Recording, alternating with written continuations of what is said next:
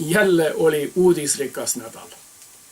Inglismaal uurijad järeldasid, et Sergei ja Julia Skripali närvigaasiga mürgitamine oli Vladimir Putini kätetöö.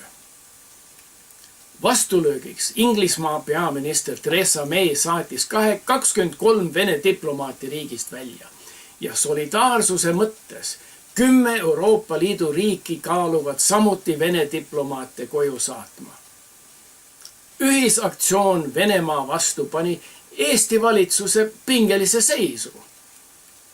Peaminister Ratas teatas, et isegi meil on Vene agentide väljasaatmise küsimus laual. Aga valitsus peab nüüd kaaluma, kes maksab rongipiletid kinni ühtse Venemaaga liitunud peaministrile ja uue Vene piirilepingu toetajatele Siim Kallasele, Urmas Paetile ja Marko Mihkelsonile. Kui Jürka rongi peale astub, on oodata, et Eesti esieestlanna Yana Toom astub tema asemele. Peaaegu samal ajal, kui terve Euroopa Liit süüdistas Putinit Skripalite mürgitamisega, oli Venemaa tsaari valimised. 76% rahvast toetas praegust diktaatorit Vladimir Putinit. Ülejäänud 24% on kadunud. Mõned pesitsevad salaja välismaal ja täiendavad oma vastumürgi kogu. Putin ja tema välisminister Lavrov muidugi eitavad osalemist Skripali tapmises. Nemad kahtlustavad, et närvigaasi, mida leiutati Nõukogude Liidus ja mida on valmistatud ja ladustatud ainult Venemaal, on päris Inglismaa keemiarelvade kaitsemistehnika laborist.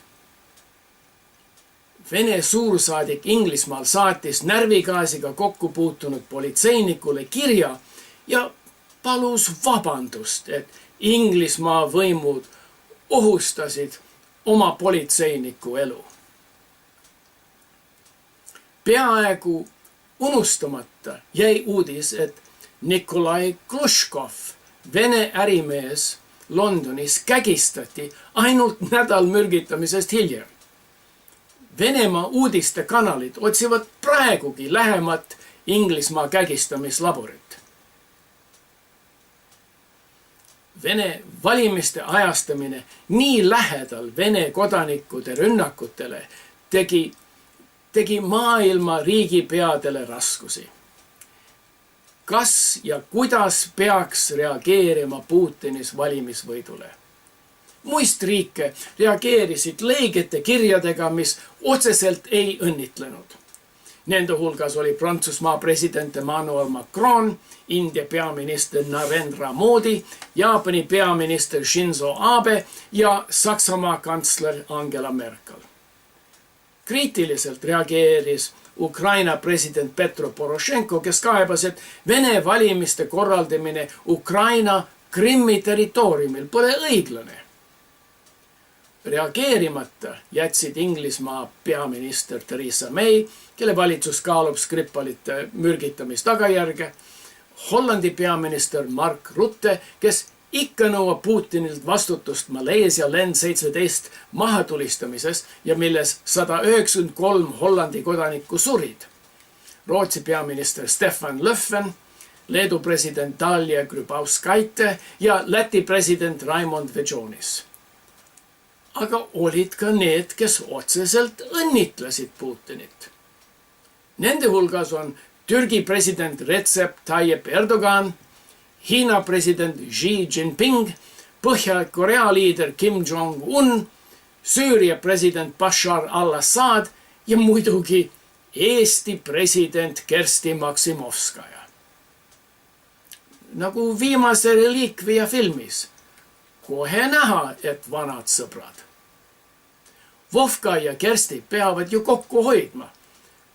Kumbki pole ju päriselt valitud ja kumbki ei ilmu avalikult madalakontsadega kingades. Varsti on 1. aprill, kui mina teabelehest lugesin, et Eesti keelab geneetiliselt modifitseeritud toidud, hakkasin laginal naerma, kuni aru sain, et Toompea kääbusajud seda tõsiselt võtavad. Kuidas siis sellest aru saada?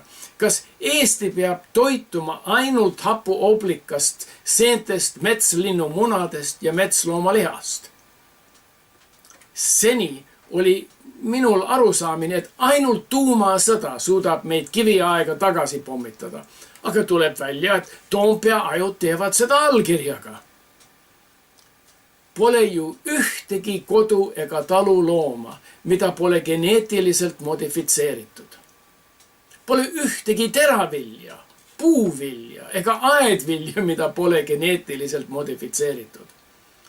Ainus vahe tänapäeva geneetiliselt modifitseeritud toitudest ja ajaloo jooksul modifitseeritud toitudest on, kui mitu põlvkonda on vaja modifitseerimiseks. Kas siis mitte ükski Toompea tark pole sõitnud Eesti maanteed mööda ja näinud taluloomade aretuskeskust? Mida nad arvavad, et seal tehakse? Kas ükski aednik pole endale valinud kartulisorte ega seemnesorte, et paremat saaki saada? Las nad söövad üksipäini Toompeal oma oblikaseente ja metsloomade lollburgereid.